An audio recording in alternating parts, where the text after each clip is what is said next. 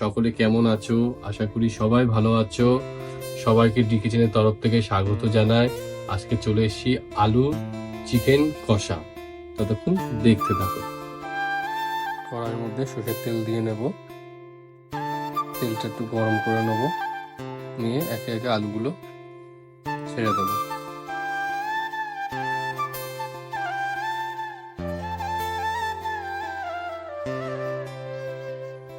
নাড়িয়ে চাড়িয়ে নেব। আলুগুলো একটু ভাজা ভাজা হবে। মধ্যে একটু স্লাইড লবণ দিয়ে নেব, একটু হলুদ দিয়ে নেব,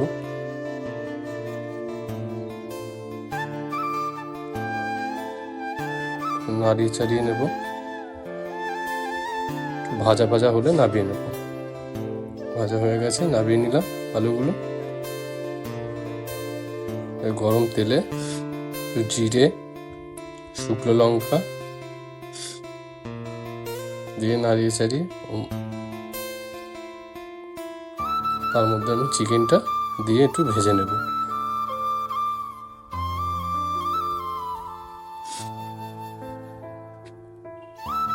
একটু ভাজা ভাজা করে নেব।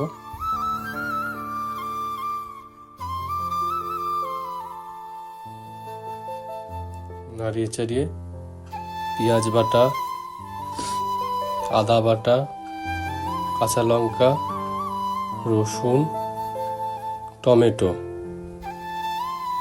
চিকেনের মধ্যে পেঁয়াজ বাটাটা, চিকেনটা একটু ভাজা ভাজা হয়ে গেছে, পেঁয়াজ বাটাটা দিয়ে নেব। দিয়ে ভালো করে নাড়িয়ে চাড়িয়ে পেঁয়াজের যে জলটা আছে বেরিয়ে যাবে। ওর মধ্যে একটু লবণ দিয়ে নেব।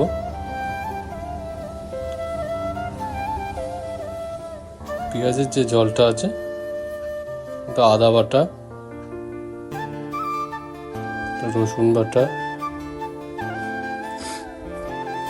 তেলটা ছেড়ে দিয়েছে।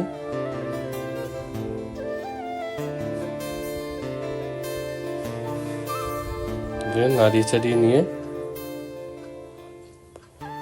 ভালো করে নাড়িয়ে চাড়িয়ে নেব। মশলাগুলো মাংসের মধ্যে ঢোকে। কাঁচা লঙ্কা 2 চামচ দিয়ে নেব। নাড়িয়ে চাড়িয়ে নেব।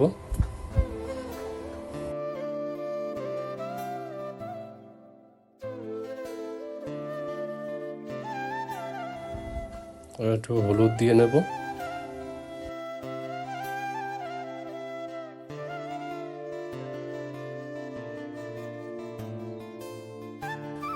নাড়িয়ে চাড়িয়ে নেব হলুদটা দিয়ে। শুকনো লঙ্কার গুঁড়ো,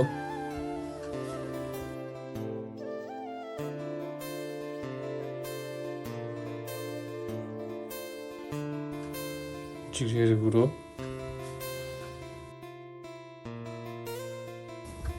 নাড়িয়ে চাড়িয়ে নেব। ভালো করে একটু কষিয়ে নেব মশলাটাকে।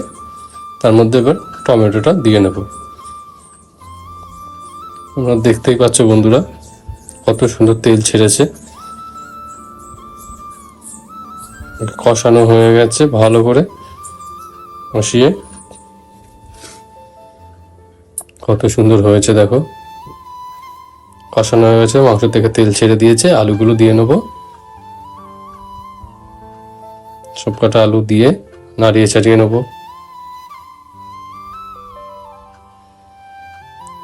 এবার একটু গরম জল দিয়ে নেব। গরম জলটা পাশে বসিয়ে নিয়েছি, একটু গরম হয়ে গেছে। এবার দিয়ে দেবো, মাংসের মধ্যে দিয়ে দেবো। গরম জল দিলে স্বাদ হয় খেতে ভালো। এবার ঢাকনা দিয়ে দিলাম 10 মিনিটের জন্য, নামিয়ে নেব।